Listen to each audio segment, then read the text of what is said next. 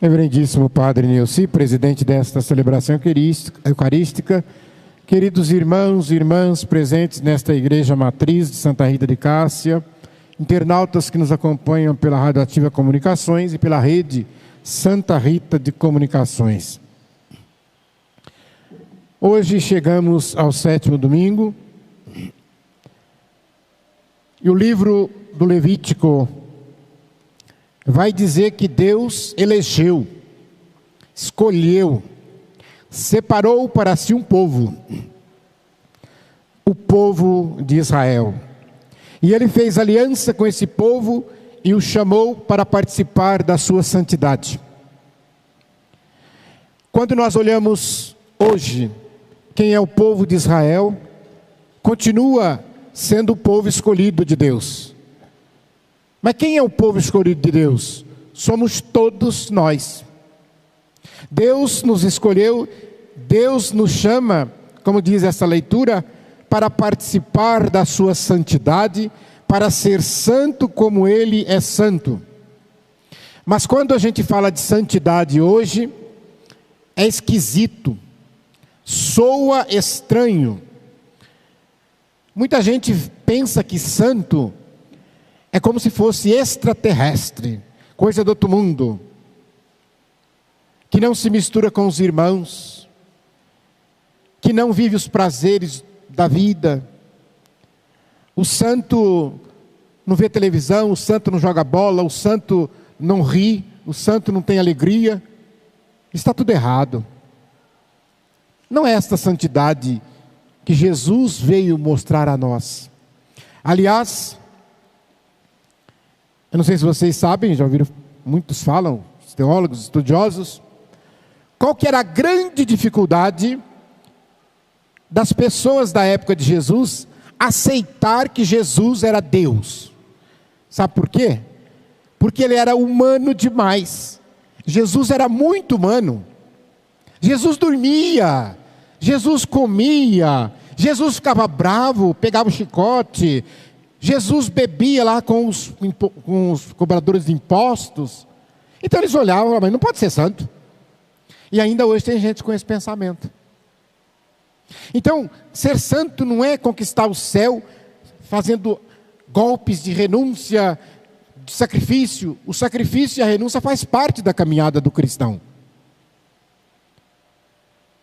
A igreja até condena, mas tem lugares que as pessoas acham que castigando fisicamente o corpo com chicote vai fazer virar santo. A santidade não é uma anormalidade. O santo não é anormal. O santo é uma pessoa normal, de carne, de osso. O santo é aquele que se identifica com Jesus e a sua cruz. Então a santidade deve estar no horizonte de cada um de nós. Todos nós devemos almejar ser santo. Não deve ter vergonha de falar isso, não. Eu quero ser santo.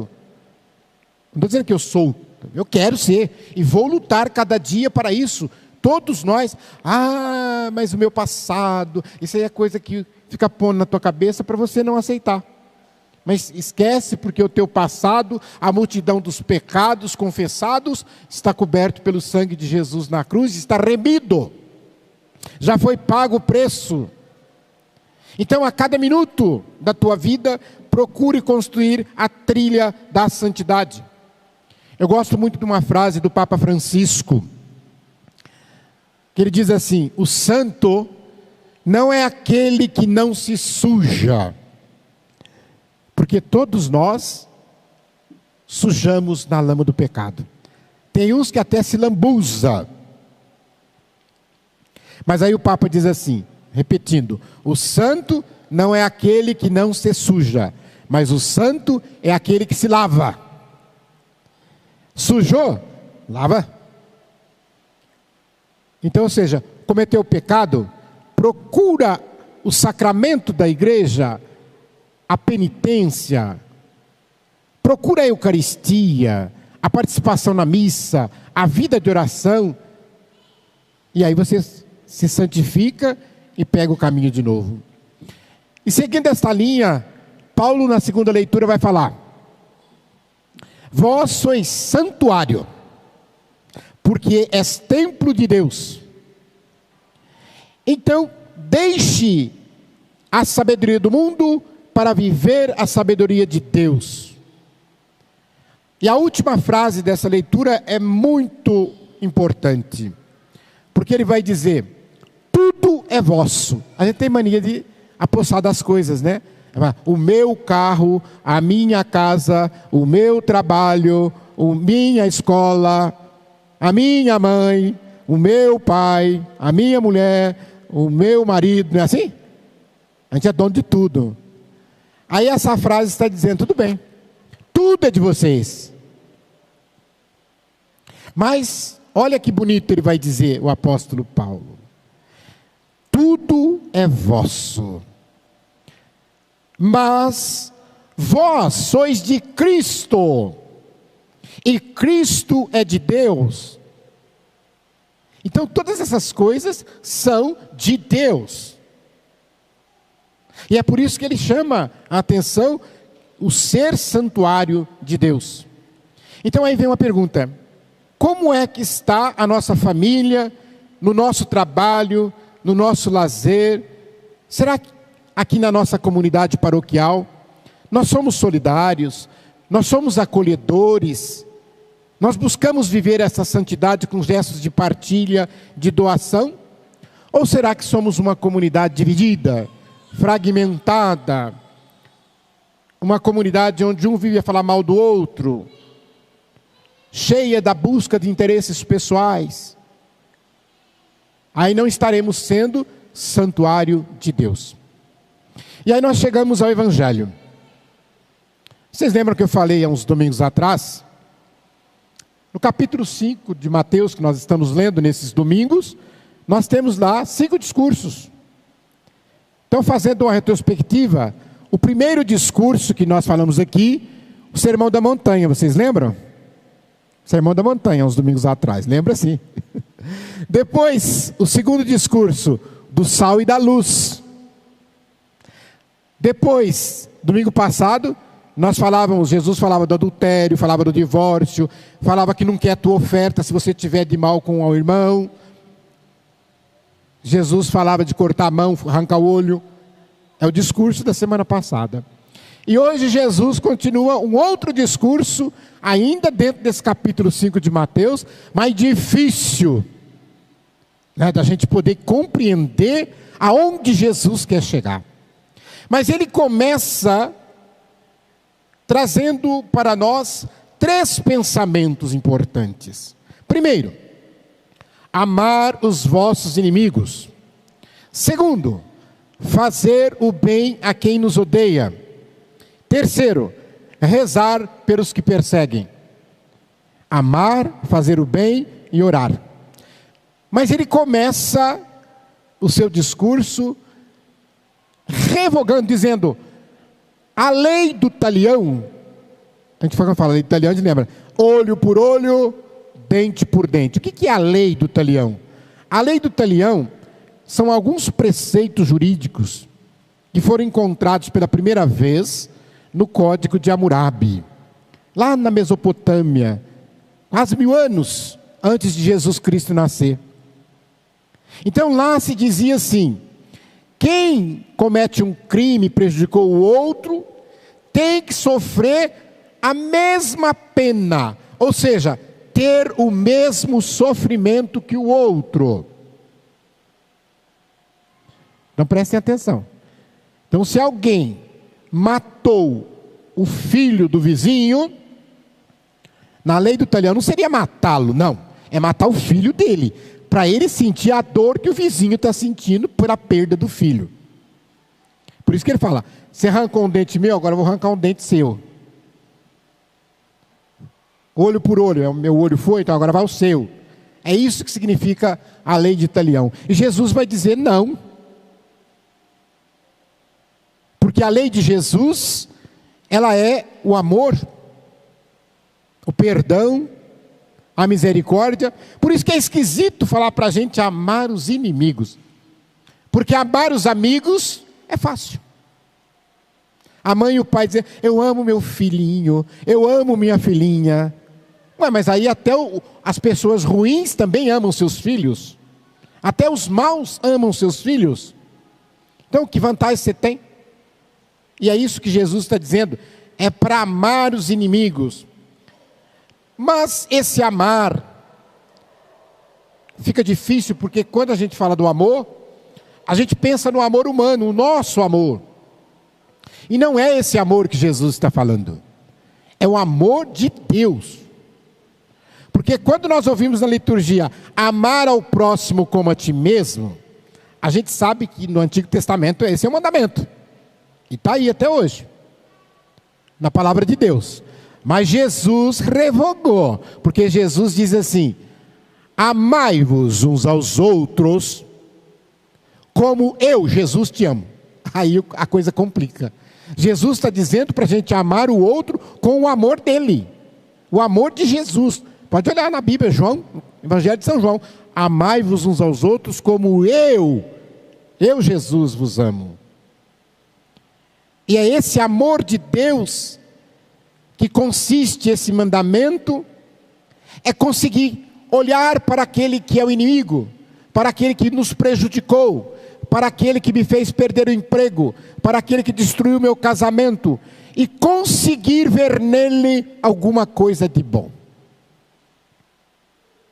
É difícil, não é fácil. Outra coisa, é você não sentir inveja quando ele for bem. E também não se alegrar quando ele sofrer derrotas. Porque tem gente que faz assim: é meu inimigo? Então é o seguinte, eu quero que o carro dele caia na ribanceira. Aí eu fico feliz. Caiu na ribanceira, amassou todo o carro, acabou. Se o filho da vizinha passou no concurso, é meu inimigo, eu fico triste, choro. Porque eu não queria que passasse. Esse é amor humano. Mas o amor de Deus não é assim. O amor de Deus manda a gente se alegrar quando a pessoa vai bem, quando a pessoa conquista vitórias.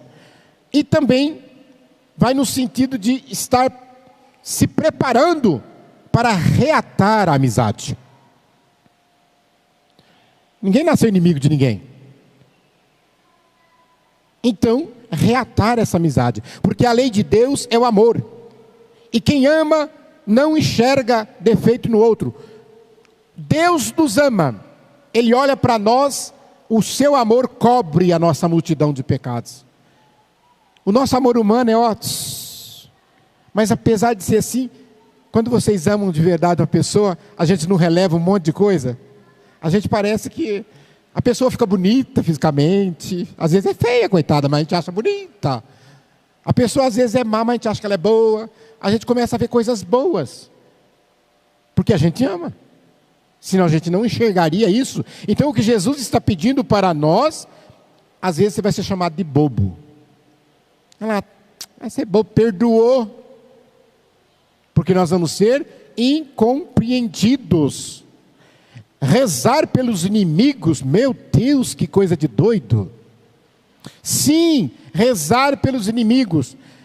E quando a gente reza, principalmente, eu devo preocupar, não ficar rezando para Deus mudar o outro, não. É para Deus mudar a mim.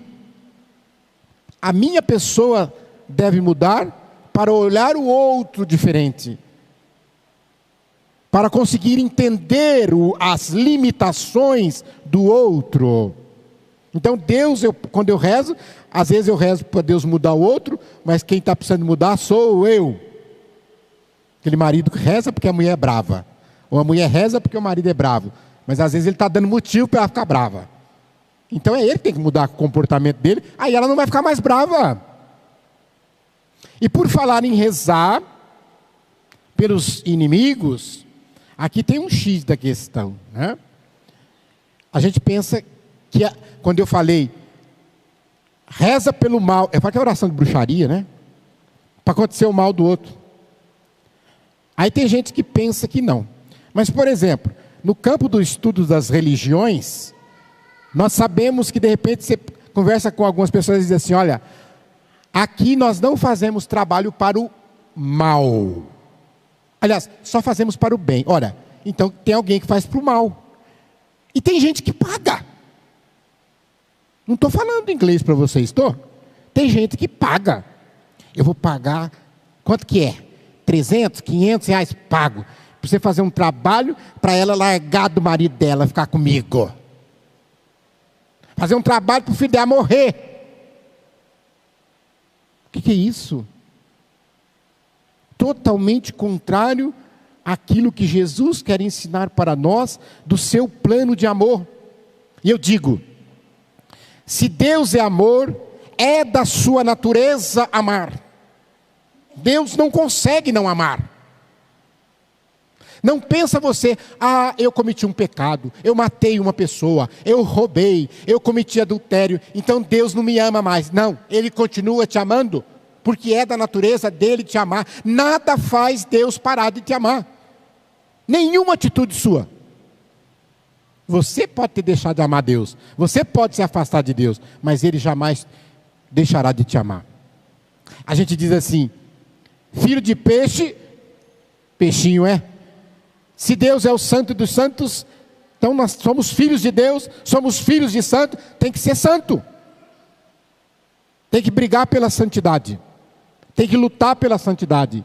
E tem que fazer com que o amor também seja da nossa natureza. A nossa natureza é amar.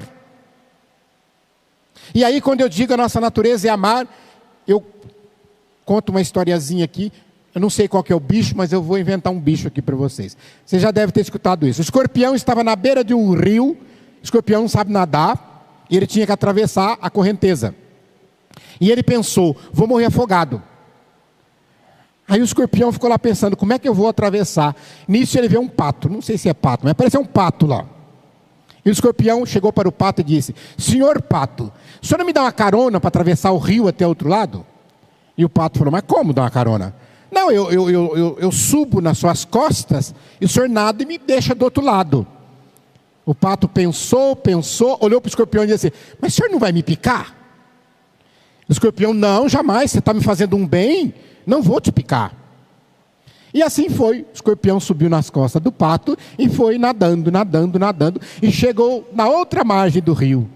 E aí o pato, esperando o escorpião dizer, muito obrigado pela carona, o escorpião picou o pato. E o pato, antes de morrer, porque o veneno foi mortal, o pato perguntou para o escorpião, mas eu te fiz um bem, por que você me picou? E o escorpião respondeu, porque é da minha natureza. E a natureza não muda. Então é da nossa natureza amar, porque se somos filhos de Deus, é da natureza de Deus amar. E eu encerro lendo um trecho de um poema de Madre Teresa, que nos ensina, como fala esse evangelho, a suportar o mal, a perseguição e permanecer no amor de Deus. E ela diz assim, as pessoas são egocêntricas, irracionais, ilógicas, mas, mesmo assim, ame as pessoas. Se você tem sucesso na vida, você com certeza vai ganhar muitos falsos amigos e verdadeiros inimigos. Mas tenha sucesso assim mesmo. O bem que você faz hoje vai ser esquecido amanhã, mas faça o bem assim mesmo. A honestidade te torna vulnerável, mas seja honesto assim mesmo. Aquilo que você levou anos para construir, pode ser destruído de um dia para o outro, mas construa assim mesmo. Os pobres têm necessidade da tua ajuda, e alguns deles poderá te ofender, mas ajude os pobres assim mesmo. O mundo, se você der ao mundo e aos outros o melhor de si, o mundo vai te machucar, mas continue dando o melhor de si para o mundo. Então, meu irmão e minha irmã, não importa o que aconteça, continue amando o próximo e a Deus, assim como Ele nos manda. Louvado seja nosso Senhor Jesus Cristo. Para sempre seja louvado.